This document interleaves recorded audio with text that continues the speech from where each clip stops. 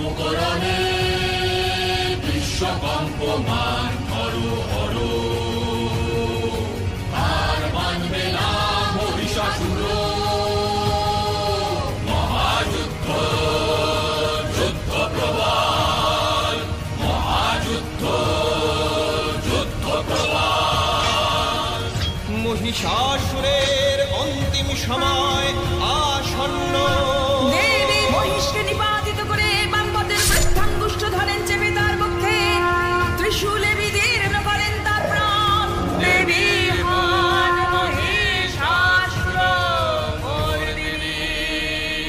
রূপং দেহি জয়ং দেহি যশো দেহি দিশো জহি। রূপং দেহি